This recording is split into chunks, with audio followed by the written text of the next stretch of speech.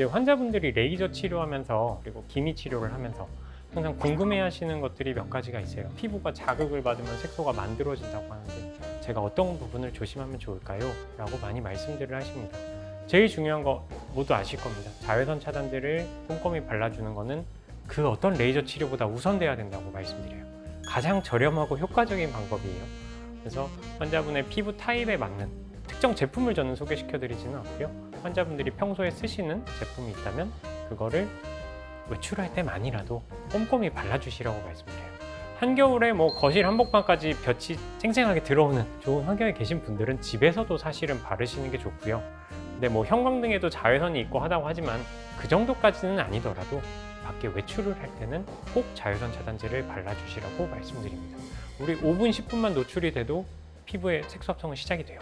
15분 정도면은 강한 햇볕에는 화상도 입을 수 있어요. 그렇기 때문에 자외선 차단제는 각별히 신경을 써주시는 게 좋고요. 그리고 생각보다 피부를 비비거나 문지르는 등의 물리적인 자극을 주는 것도 색소를 많이 만들 수 있어요. 땀 흘리고 나서 손등으로 쓱 훔치는 거, 세안할 때 뽀득뽀득 세안한다고 손으로 문질러가지고 때를 벗기는 거, 진짜 요새는 그런 분들 별로 없으시지만 샤워 타올이나 이태리 타올로 때미시는 분들 절대 안 되고요. 브러쉬나 뭐 이런 다른 세안 기기를 사용하시더라도 절대 피부가 과하게 자극될 만큼은 사용하지 마세요. 충분히 부드럽게 거품 내가지고 부드럽게 세안을 해주신 다음에 혹시라도 각질 같은 게 조금 남아있으면 그런 거는 토너로 정돈해주고 보습제로 잘 덮어주세요. 정상적인 피부에는 항상 각질층이 필요하기 때문에 그걸 억지로 벗겨내면은 때를 밀었다 혹은 약간의 톤을 가지고 있는 각질이 떨어지면서 얼굴이 뽀얘졌다가 아니고 피부에 과한 자극을 줌으로 인해서 색소 병변이 생길 수 있는 그런 여지를 너무 많이 제공을 해주는 거기 때문에 그 피부에 물리적인 자극을 주는 거 최대한 조심해 주세요. 그리고 염증 같은 게 올라왔을 때 염증 반응에 의해서도 색소 침착은 많이 생기거든요. 여드름 났을 때 그 자체만으로도 색소 생기기 쉬워요. 근데 그 여드름을 특히나 손으로 쥐어짜는 행동은 제발 하지 말아주세요. 보통은 모공이 부어있는 상태에서 짜도 잘 안 나와요. 그거 억지로 짜게 되면 피부는 손톱에 의해서 짓이겨집니다.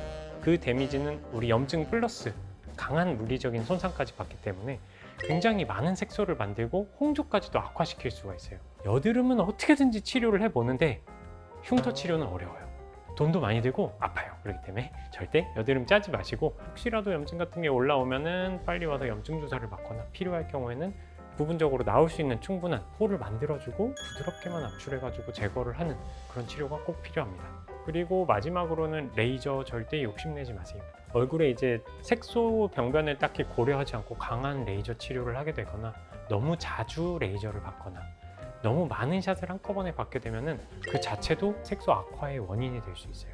토닝을 하실 때도 저도 환자분들에게 만족감을 드려야 되기 때문에 너무 약하게는 못 써요. 제가 감당할 수 있는 안전한 범위 내에서는 최대한 강하게 짜드리려고 노력을 하니까 혹시라도 너무 강한 에너지에 너무 욕심은 안 내셨으면 좋겠어요. 아무래도 이제 저희도 사람인 이상 세게 쏴주세요 그러면은 조금 올리게 되고 그 한 칸, 두 칸 올리는 게 에너지로 따지면 10%, 20%가 올라가게 되거든요.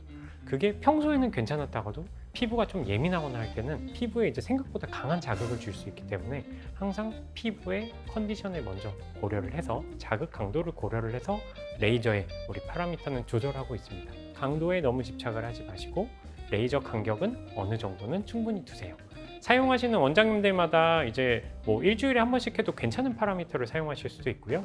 2주일에 한 번씩 하는 게 조금 더 좋다고 생각하시는 원장님들 있기 때문에 각각의 이제 전문의와 충분한 상담 후에 그 간격은 조절하실 수 있어요. 그리고 샷도 색소의 반응이 올 만큼은 충분한 에너지가 들어가줘야 되지만 너무 많은 샷을 쏘게 되면 그조차도 피부에 과한 자극을 줄 수 있기 때문에 에너지의 양과 빈도 그리고 샷 수에는 너무 집착을 하지 않으셨으면 좋겠습니다. 보통 저희 병원에 예약을 해주실 때 잡티 제거, 기미 제거 이런 식으로 많이 언급을 해주세요. 근데 실제로는 환자분들을 직접 대면을 하고 진찰을 해보면은 다른 색소 병변인 경우도 많아요. 굉장히 드물지만 좀 나쁜 색소 병변인 경우도 있고요. 그리고 바이러스성 병변인 편평 사마귀 혹은 점, 다양한 색소 병변들이 있어요. 그렇기 때문에 우리가 겉으로 보기에 이거 잡티 아니에요? 그 잡티 아니고 이것은 점을 제거하는 방식으로 CO2 레이저로 제거를 하시면 오히려 깔끔해지실 수 있어요. 혹은 줌모드를 통해 가지고 좀 강하게 치료를 하실 수 있습니다. 등의 이제 여러 가지 치료 방법이 있기 때문에 색소 치료는 이제 꼭 상담을 잘 받으시고 충분한 상담을 끝에 방향을 정하시기를 권유를 드립니다. 색소 치료를 하실 때 기본적으로 토닝이랑 제네시스 같은 치료를 하실 경우에는 크게 다운타임이 없기 때문에 일상생활이 바로 가능하세요. 그래서 일정에 상관이 없는데 잡티 제거나 점 제거, 편평 사마귀 같은 것을 제거하실 때는 얼굴에 딱지가 남거나 상처가 날 수 있어요. 그런 분들은 중요한 일정이 없을 때 하시라고 말씀을 드립니다. 보통은 이제 뭐 잡티 제거를 할 경우에는 우리가 한 3일에서 일주일 정도, 길면은 2주까지 가능하지만 딱지가 살짝 앉을 수 있어요. 그리고 이제 점 제거나 편평 사마귀 제거를 하신 경우에는 한 2주 이상도 자국이 남을 수가 있기 때문에 중요한 미팅이 있거나 사람들을 만날 약속이 있으면은, 특히나 큰 행사를 앞두고 있다면은 그럴 때는 시술 시기를 최대한 조율해서 정하시는 것이 중요합니다. 그리고 이제 우리가 토닝 예약하면 날짜 맞춰가지고 잘 오세요. 근데 그 전날 예를 들어 휴가 다녀와가지고 얼굴이 빨갛게 익어서 오시면 그 상태에서 레이저하기 힘들거든요.